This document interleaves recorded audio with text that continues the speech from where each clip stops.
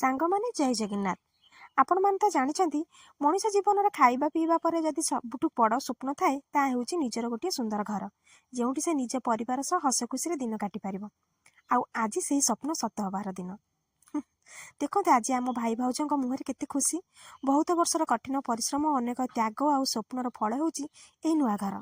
ସତ କହିବାକୁ ଗଲେ ସେମାନଙ୍କୁ ଏମିତି ଖୁସିରେ ଦେଖି ଆମ ମନ ଭରିଯାଉଛି। ଘରର ପ୍ରତ୍ୟେକଟି କୋଣରେ ସେମାନେ ନିଜର ଭଲ ପାଇବା ଦେଇଛନ୍ତି। ଆଉ ତାଙ୍କର ଏହି ବଡ଼ ସଫଳତାରେ ଆମେ ସାମିଲ ହେବୁନି କେମିତି? ସେଇଟା କେମିତି ହେବ? ତେଣୁ ମୁଁ, ବାପା, ବୋଉ ଆଉ ବମୁ ସମସ୍ତେ ଆସି ପହଞ୍ଚିଗଲୁ। ପରି ବି ଥିଲା ସାଥିରେ।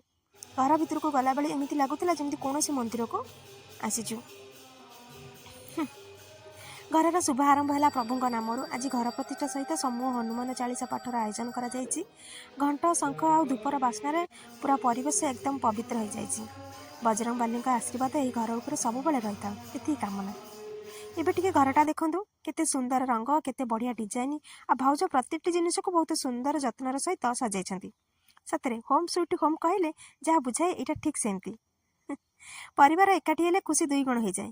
ତେବେ ସାଙ୍ଗମାନେ, ଆପଣମାନଙ୍କୁ ଏହି ମିନି ବ୍ଲଗ୍ଟି କେମିତି ଲାଗିଲା, ଆଉ ଭାଇ ଭାଉଜଙ୍କର ଏହି ନୂଆ ଘରଟି କେମିତି ହେଇଛି କମେଣ୍ଟରେ ନିଶ୍ଚୟ ଜଣାଇବେ। ଆଉ ଆପଣଙ୍କର ଗୋଟିଏ ଗୋଟିଏ ଶୁଭେଚ୍ଛା ଆମ ପାଇଁ ବହୁତ ମୂଲ୍ୟବାନ। ପୁଣି ଦେଖା ହେବ ଆଉ ଏକ ଭିଡ଼ିଓରେ। ଜୟ ଜଗନ୍ନାଥ।